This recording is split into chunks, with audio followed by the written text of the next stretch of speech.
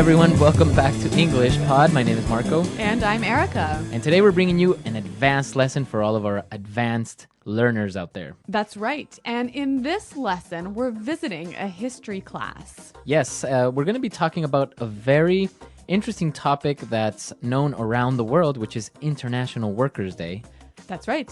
And we're going to learn a little bit about the history of the workers' movement in the United States. Right, but we're also going to be taking a look at some great words and, of course, a little bit more advanced or complicated structures.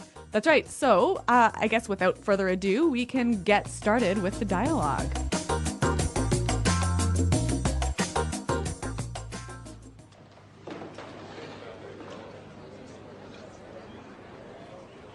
All right, everyone, settle down. Let's get started. As you know, an important aspect of becoming a good citizen is understanding the genesis of our legal system. It's not enough to simply memorize our laws. It's necessary that we comprehend why and how they were formed. This brings me to our topic for today. Does anyone know what we celebrate on May 1st? Cinco de Mayo.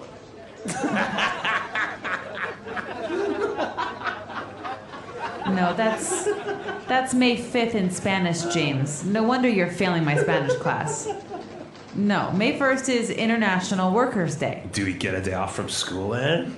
No, it is not considered to be a national holiday here in the U.S., but in other countries it is. Oh, man.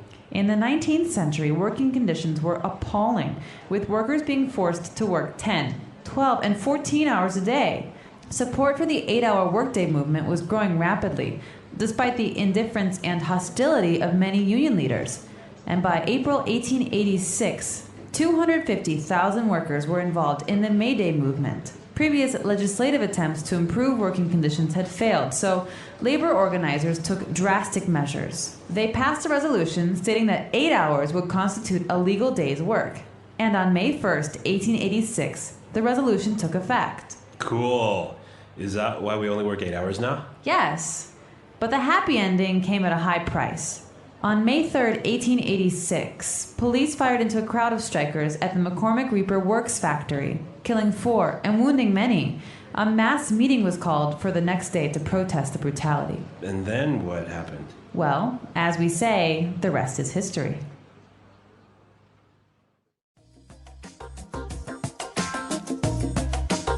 All right, so we were in a history class and we learned something new, something interesting, right? Yeah, International Workers' Day. It says it's not celebrated in the U.S., but in many other countries it is. Right, on May 1st, a lot of people have a day off, so that's always good. Yes.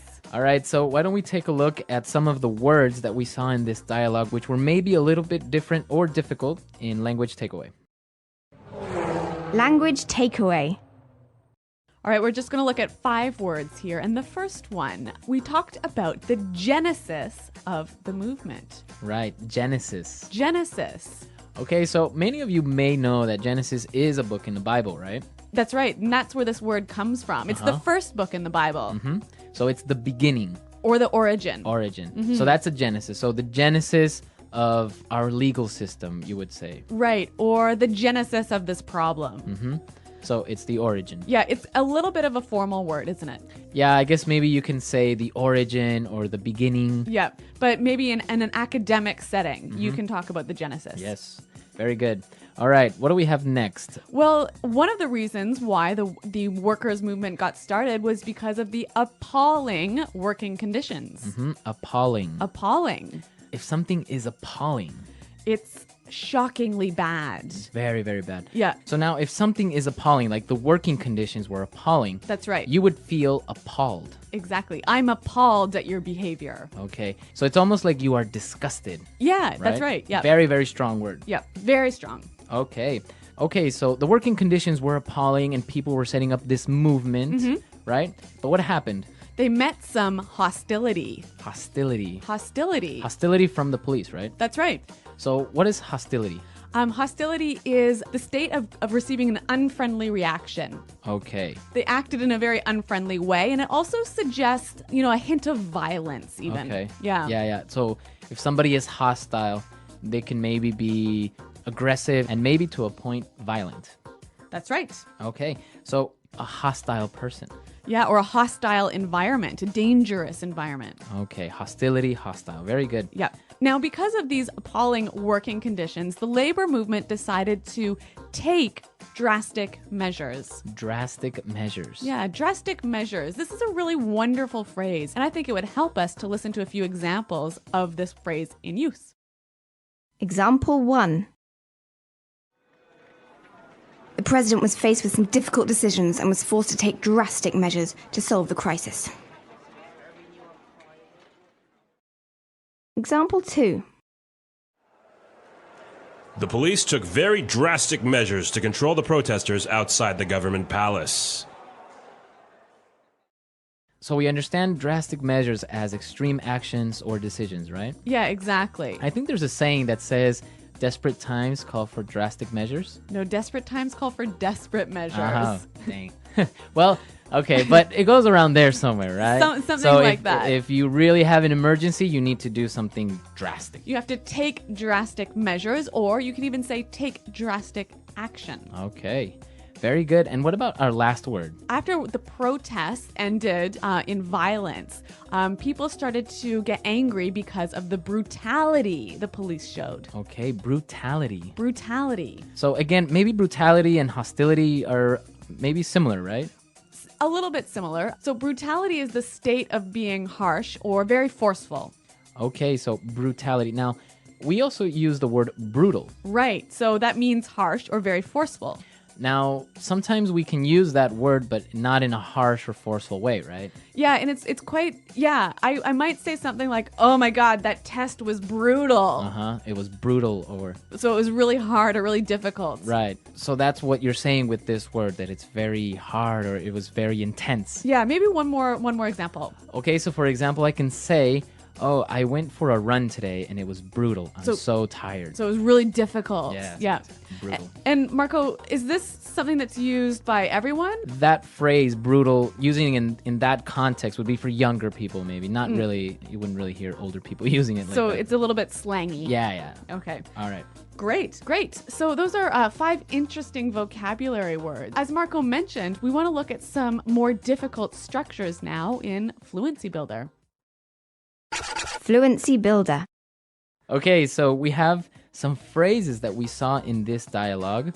And, well, let's start with the first one. Well, the teacher opens his discussion by talking about how an understanding of the legal system is an important aspect of being a good citizen. Okay, an important aspect. An important aspect. So, well, maybe we know the word important, right? So what's Obviously. an aspect? A part of something, an important part of something. Okay, so the teacher started with an important aspect of and then specified the idea or what part it belongs to. Right, so it usually follows this form. Noun is an important aspect of noun. Okay, So for example, quality control is an important aspect of keeping customers happy. okay, perfect.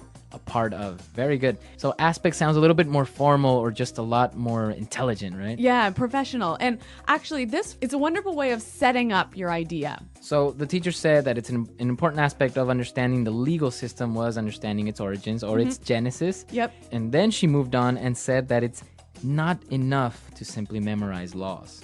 That's right. It's not enough to simply do something. Okay. So the beginning of this sentence, it is not enough to simply something.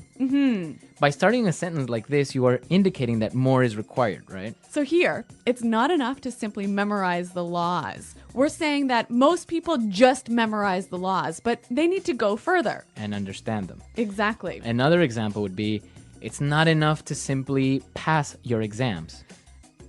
You must get good grades as well. Right. Or maybe in a business context. It's not enough to simply satisfy your customers. You must impress them. Okay, very good. So that's a very good way of starting out this idea of more is required. That's right. More is required. All right. All right. Well, I want to move on to one final point here. I found this sentence to be really, really interesting. They passed a resolution stating that 8 hours would constitute a legal day's work. Okay, so why is this interesting? Well, I found that, there's 2 verbs going on here. They passed a resolution that 8 hours would constitute a Okay. legal day's work. So we've got two verb times going on here at the same time. And I'm wondering about this one would. Okay, so what's happening here? Obviously, this happened in the past. It's like about 100 years ago, right? Right. So the resolution was passed 100 years ago. Right? So this is going on in the past. Right. But there was a future action that was going to happen in consequence of this. Right. So the resolution stated that 8 hours would constitute. So it's like the primary action was the passing of the resolution. And the result is this sort of this event that happens in the past but is a future event to the first primary event. Does that make any sense at all? So this is called the future in the past, right? That's right. Okay, so it's a grammar structure. Many of you maybe know the simple present or the future tenses, but this is a little strange one. And as we said, so maybe it's a little bit difficult to understand the grammar in general. So why don't we take a look at some more examples of how we would use this future in the past? Example 1. The president said that he would cut taxes by 5%. Example 2. I made a promise that I would not smoke anymore. Example 3. Carl told me he would buy a new car. Okay, so now I think it's clear this whole idea of the future in the past, and we'll also be answering any questions on the site if you have any problems, right? That's right. Okay, so why don't we listen to the dialogue one more time, and then we'll come back and talk about this holiday, which is the International Workers' Day.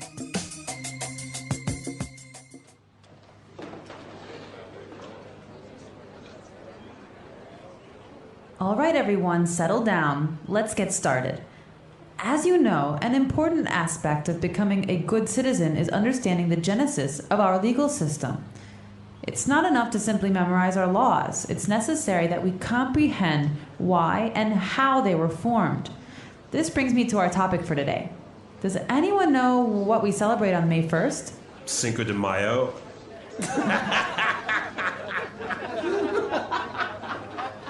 No, that's May 5th in Spanish, James. No wonder you're failing my Spanish class.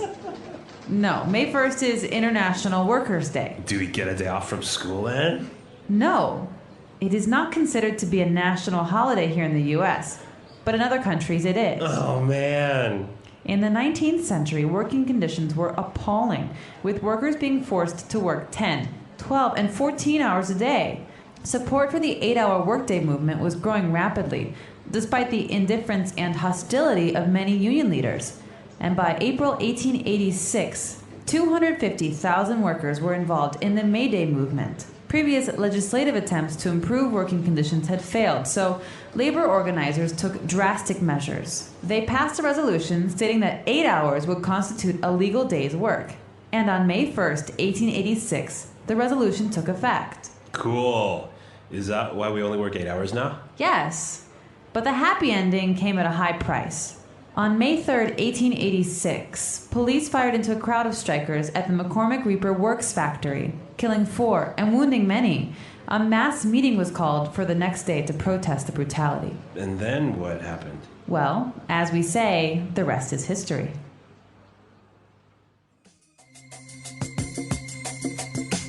All right, so Erica, in Canada, do you celebrate this? We do, but not on May 1st. Oh, really? When is it? The first weekend in September. Oh, really? And why? I am not 100% sure. I think it's because we already have a long weekend in May because because on the 24th of May is the Queen Victoria's birthday, so we have to celebrate that. Oh, we really? Yeah, we can't have 2 vacations in the same month. Oh, wow. Well, yeah, I mean, it's not productive, right? Exactly. Well, what about in Ecuador? Yeah, we do. On May 1st, it's a holiday, and we actually have 2 holidays in May as well, because on the 24th, we actually celebrate the Battle of Pichincha, which is one of the decisive battles for the independence of Ecuador. So we don't mind having 2 holidays in the same month. Well, it sounds like Ecuador has a better holiday schedule than Canada. So No, it is. So yeah, on May 1st, people take vacations, or companies usually on May 1st will do something special for their employees. Oh, that's kind of a nice gesture, isn't it? Yeah, so it's like it's Workers' Day, so they'll set up maybe a barbecue or a trip or something like that. So that's what usually happens on May 1st. Great. Well, what about in your country's listeners? Do you celebrate May Day? May Day. Yeah. May 1st, right? And if you do, well, let us know. Come to our website, englishpod.com, and leave your questions and comments there as well. That's right. Well, thanks for downloading this lesson. And until next time, goodbye. Bye.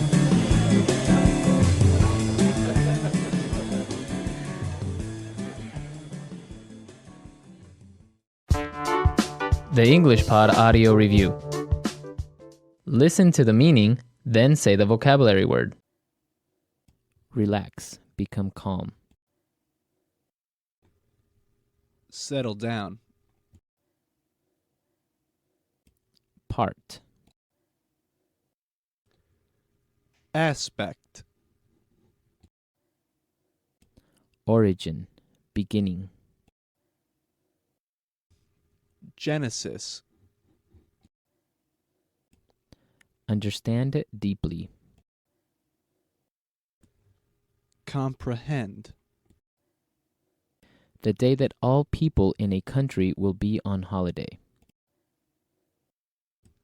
National holiday.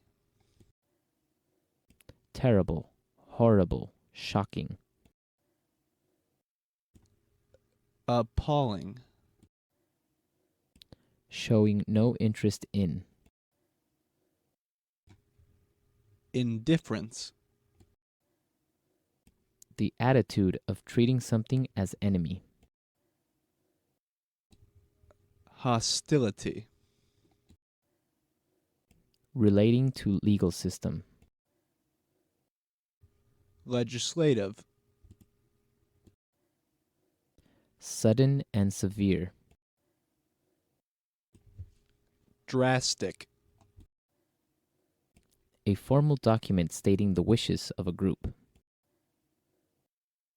Resolution. Form, consist.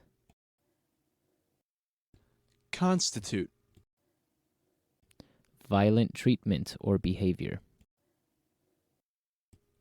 Brutality. Shoot guns into a place. Fire into. Describing an event that is done to honor and remember a person or event in history in commemoration of. The lowest socioeconomic class, workers. Proletariat. A public meeting of a large group of people to support or oppose something. Rally. An official statement made by a person who has power. Proclamation. Something like a statue built to remember a person or event from history. Memorial. Let's try that faster. Shoot guns into a place. Fire into. Terrible, horrible, shocking. Appalling. Form, consist. Constitute. Relax, become calm. Settle down. Violent treatment or behavior. Brutality. Relating to legal system. Legislative. The attitude of treating something as enemy. Hostility. The lowest socioeconomic class, workers. Proletariat. Describing an event that is done to honor and remember a person or event in history in commemoration of. Sudden and severe. Drastic. Part. Aspect. Origin, beginning. Genesis. A formal document stating the wishes of a group. Resolution. Something like a statue built to remember a person or event from history. Memorial. The day that all people in a country will be on holiday. National holiday. An official statement made by a person who has power. Proclamation. Showing no interest in. Indifference. A public meeting of a large group of people to support or oppose something. Rally. Understand deeply. Comprehend. Now say the word and hear it in a sentence. Genesis.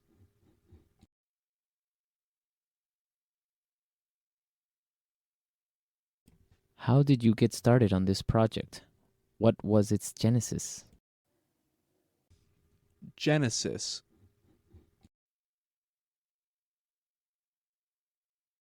We need to identify the genesis of this problem. Genesis.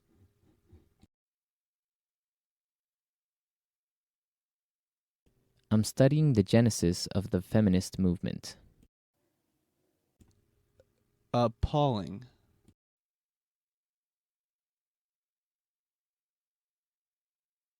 The way those poor children have been treated is just appalling. Appalling.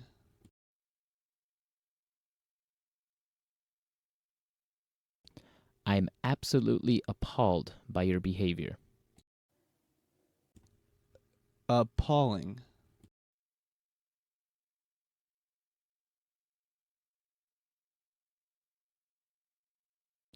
The service in that restaurant was appalling. It took 45 minutes for them to bring us our wine. Legislative.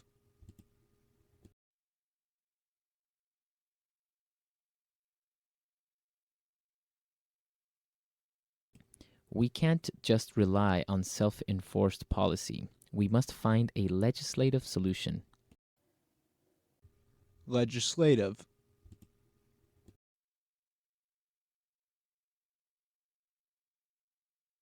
I don't know much about the legislative process in the U.S. Legislative.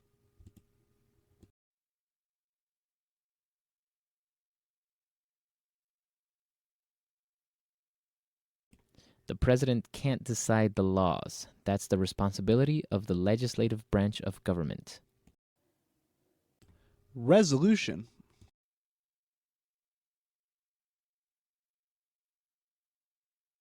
The board will vote on a resolution asking the president to resign. Resolution.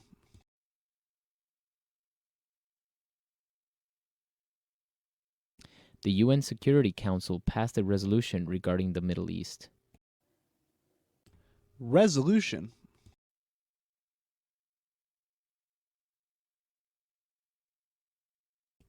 A resolution was introduced in the Senate supporting states' rights.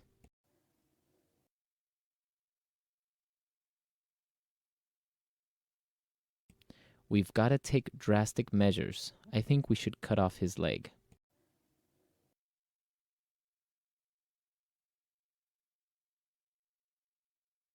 This calls for drastic measures. I'm declaring a state of emergency.